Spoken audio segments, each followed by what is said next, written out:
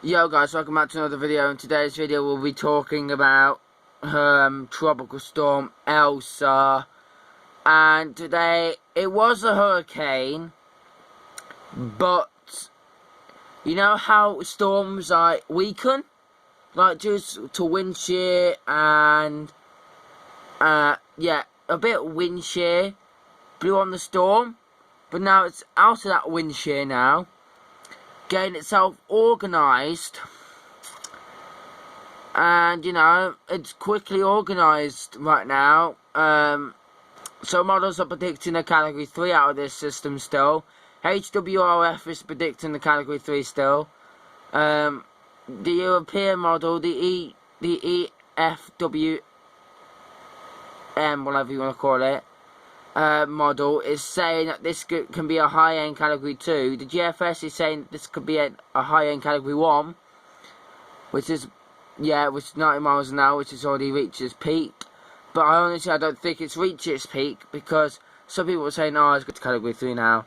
Oh, it's going to get to category 4, maybe get to category 5. Which, like, why would you see a category 5 storm in July anyway? You can see a category 3 or 4, but that's, like, rare. Like, you need the conditions, but no, for barely any wind shear. And the waters aren't really that warm in the Caribbean in July anyway. Well, they are. But this year, they're running at below average for some odd reason. So, I have to keep an eye on that. Because some models, mostly all the models are racing up towards El Nino. But I don't think El Nino is gonna be a thing, to be honest with you. So we just have to keep an eye on that.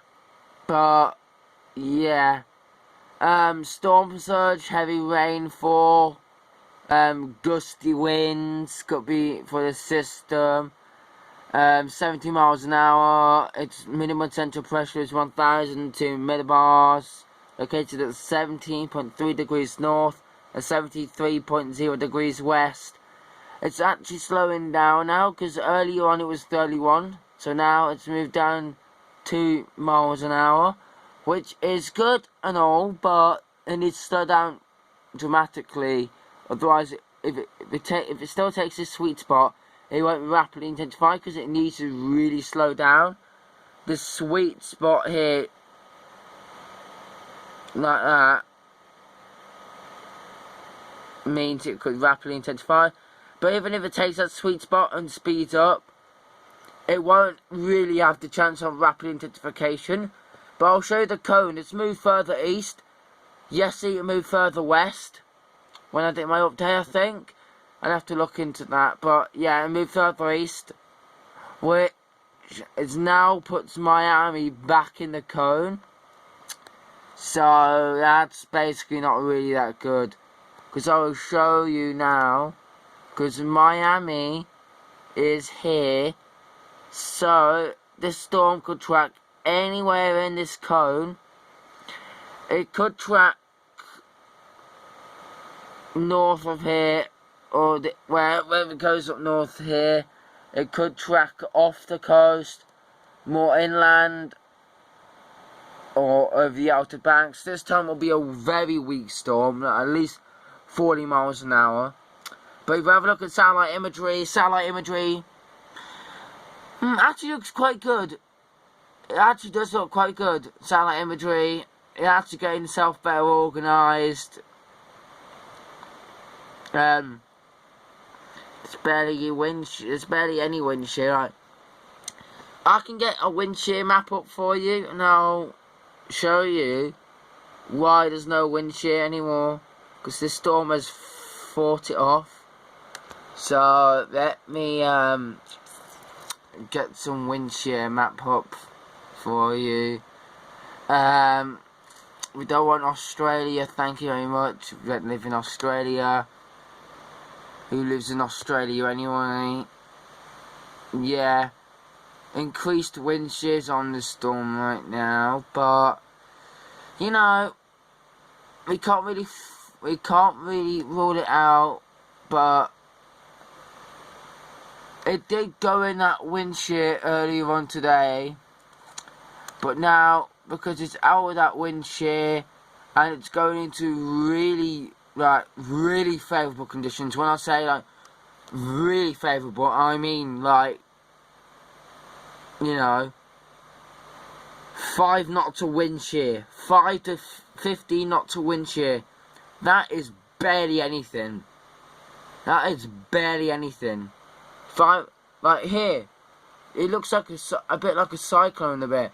So this storm is going to move well into here, and it's going to get itself rapidly organised. It might even rapidly intensify, you don't know. Latest models are saying that it could. I'm saying that I'm not really calling for it right now.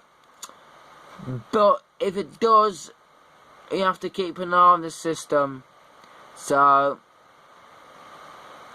yeah. Guys, anyway, I'm going to show you some forecast models as well.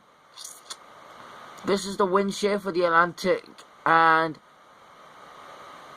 when it makes landfall in Florida, wind shear is going to be high, so I don't think it will reform, because when it gets up here off the coast, wind shears are very, very strong. Right, it's going to tear the storm to pieces. So yeah, there's barely any red wind shear though. There's more green and yellow, to be honest. But you see, in the Eastern Pacific, you're starting to see some unfavourable wind shear starting to go in. Talk about the Eastern Pacific, we barely have anything in the Eastern Pacific, because I think the Eastern Pacific has run out of energy, to be honest with you. Unless it's just the NJO or the Calvin wave that hasn't came in yet. We want another video on like the MJO and another Atlantic hurricane prediction, then, you know, let me know and I'll happily do one. I did do one on my old channel until that got copyrighted for no damn reason.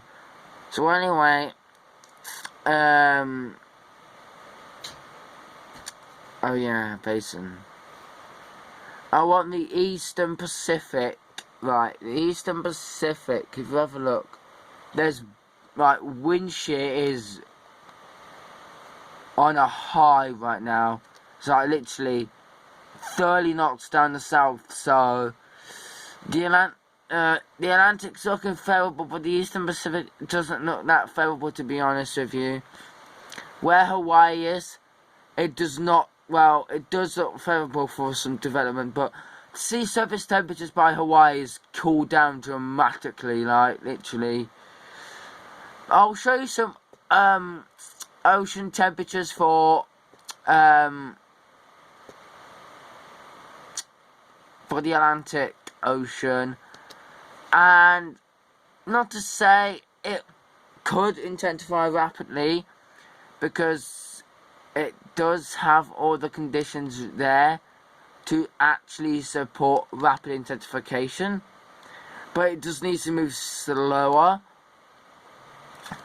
But yeah, as you can see, if you come in quickly, you could see, starting to see those little purple bits there, or pink bits. That is 30 degrees waters. So, the whole of the Gulf of Mexico started to warm up nicely, actually. The Caribbean, it does look favourable where the storm is, but the storm has upwelled a bit, which I have to admit, we did have we did have like 28s, 29s coming in, but now it's actually, you know, I did get into with some wind chill a bit, you know, it started to weaken and so yeah, but it's moving into very warm waters, like literally. When it gets here though, it could still rapidly intensify. We don't really know. Conditions are great for it. Sea surface temperatures are conducive. You need 78 degree Fahrenheit. You need 78 degree Fahrenheit waters to support tropical development 26.6 degrees Celsius you need. And that is conducive for tropical storm development. Like here, if a system forms here. Wait, where's my flipping mouse? I've lost my mouse. Oh no, there it is. If a system forms here, then it can. Because it's in like 26 degrees Celsius, which is conducive for tropical development. Yeah, I'll show you some forecast models and I'm going to have to go because it's my bedtime very shortly, guys. So, yeah. Yeah, I know it's a Saturday, but I've got to go to bed early, I'm afraid. So, yeah. Anyway, this is the model. That is the linear 3.4 region. Apparently we're in now linear, but I don't really think that is the case. Oh yeah, two of the models, I think 3 of the models or 4 are taken, to be honest with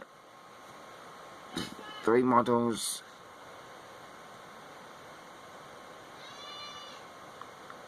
Yes,